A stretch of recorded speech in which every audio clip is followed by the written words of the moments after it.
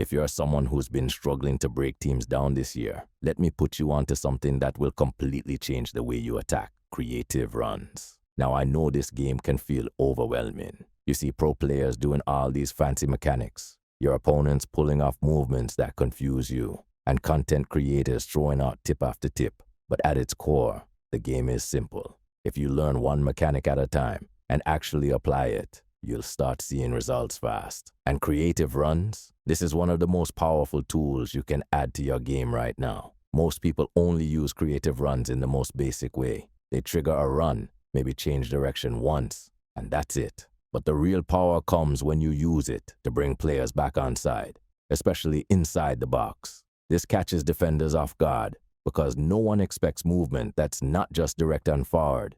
Here's how to do it. While you're controlling the ball, point your left stick at a teammate who doesn't have the ball and tap L1. That activates a run. You then have about 3 seconds to flick your right stick in any direction to control where they run. That's all. Sounds simple, but it opens up so many attacking options. But here's the thing. The key is getting your hands dirty. And what I mean by that is, just start doing it. A lot of people watch tutorials, absorb the knowledge, but then never apply it. They hesitate. They wait for the perfect scenario. But FIFA rewards people who take action.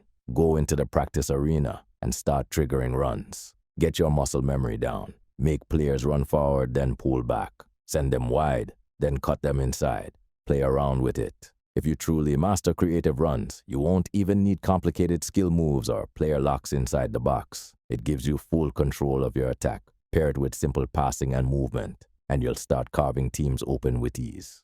Now let me break down exactly when I use creative runs and how I use them with real gameplay. In this clip, I find myself with a ton of space down the wing with Griezmann. At the top of the screen, I spot Mbappe. So what do? I trigger him. For those who don't know, you trigger a player by aiming your left stick toward the player you want and tapping L1. That's why you see Mbappe making a run. If I didn't trigger it, he would have just stood there. So I take the space the opponent gives me down the wing and keep pushing forward. But the entire time, I already know what I'm trying to do. And this is something I always preach. Have a plan.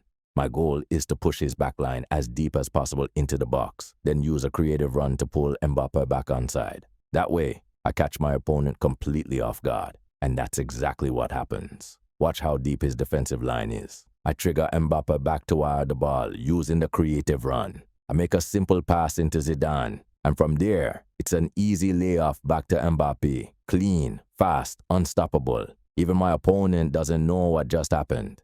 This is the power of creative runs. And the reason I personally prefer creative runs over player locks, it's simple. When you player lock, your opponent can see it. They'll cut off the run or stick a man on the player you're controlling. But with creative runs, it looks like normal AI movement. Your opponent doesn't realize you're manually directing that player. And that's when we punish them. So remember, don't just run. Don't just pass. Trigger, create, control. That's how you cook defenders in this game. This next scenario, I call it, come get the ball, idiot. You know exactly what I'm talking about. You get into a good position, you're waiting, and nobody is moving to give you a passing option. You're standing there with the ball like, bro, does no one want the ball? It's frustrating, but this is where creative runs come in clutch. In this clip, I'm driving forward with Son, and I'm trying to bait my opponent. I want his defender to step out and chase me so I can open up space. I'm literally telling him, come get the ball, idiot. But at the same time, I need my right winger to wake up and give me an option.